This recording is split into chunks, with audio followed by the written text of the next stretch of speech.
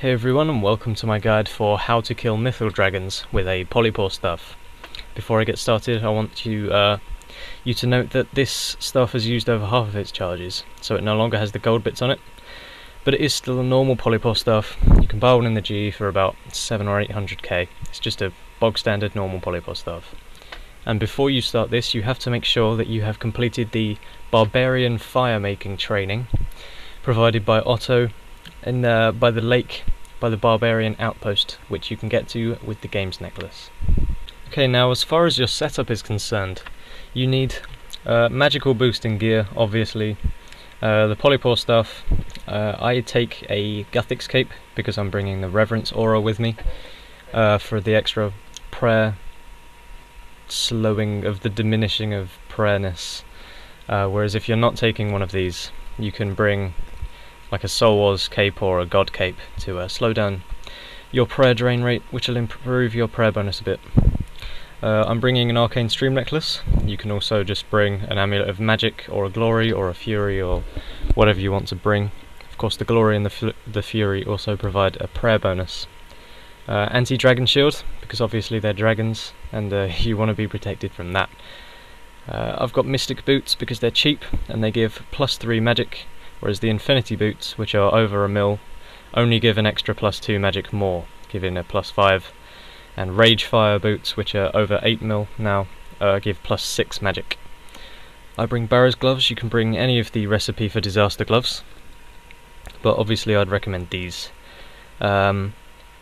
If you are a bit of a Dominion Tower fan, you can also buy these Spellcaster Gloves, which will improve your magical accuracy by a small amount and give you slightly better attack bonuses in magic.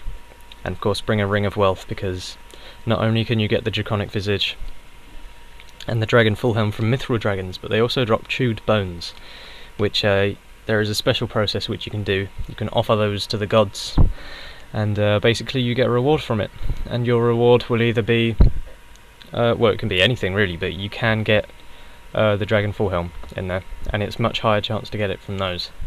So beware, bring a Ring of Wealth, and it will improve your chances of these rarer drop table, rare drop thingy, rare things. And finally, before we get going, your inventory.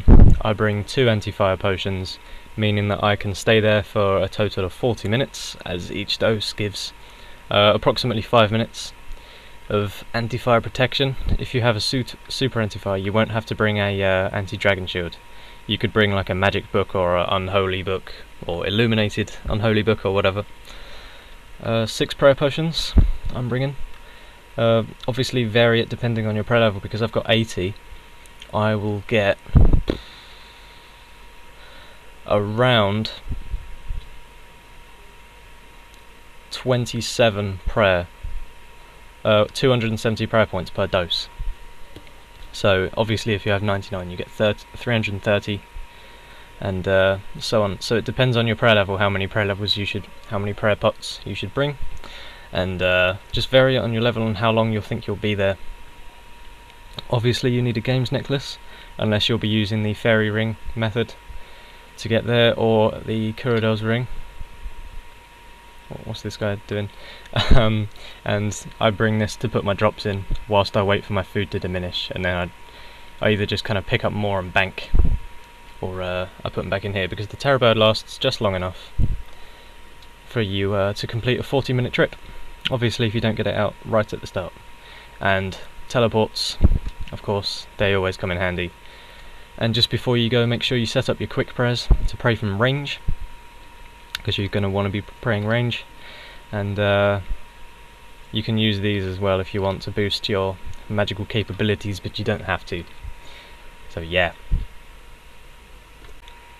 So we now come to the stage where you need to actually get to the Mithril Dragons, and since you have your Games Necklace with you, you are going to want to be teleporting yourself up to this place here. It will teleport you right here by this door, and then what we'll be doing is running south down here over to this waterfall, and then plop into there, and then we'll go from there. Obviously if you're using the Fairy Ring method or Kurodal's oxygen ring to teleport there, then you won't have to worry about this. But that's what we'll be doing. So you wait for this, and then you rub the game's necklace, and go to Barbarian Outpost.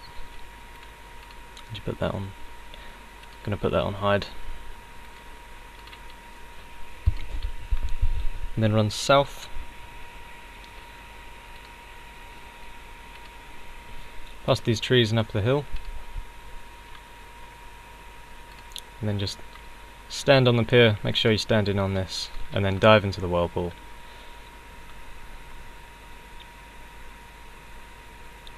Then in you go. Once it finally loads, you end up in this nice dark room of scariness and water. And before you go down here, just put on your prey range, as there's brutal dragons down here.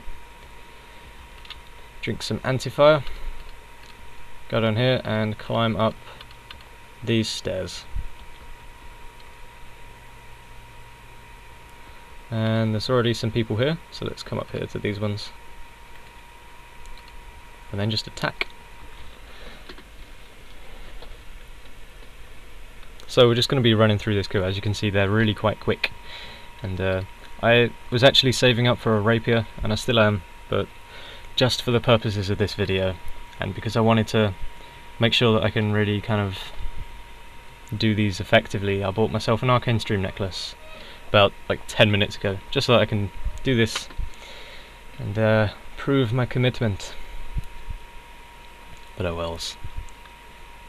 I will definitely be getting a rapier without fail. This is of course where Ganodermic comes in handy, because it's got such good mage defense.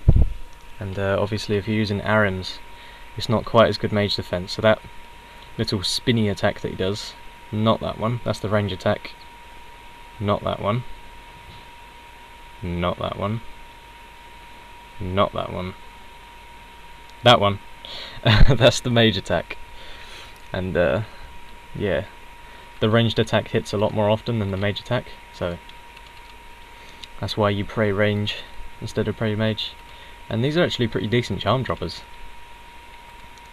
Of course they do drop bones as well. Use that on there. Rune knives. And these are really quite an easy kill. I mean, you can stay here for quite some time. They don't really do all that much damage to you, as long as you're an averagely high level, and if you're in Ganodermic it's even better. And you can get a Slayer task with these, but you literally get like 5. It's just silly. It's like a 5 to 10 minute task at the most, not even that. But yeah.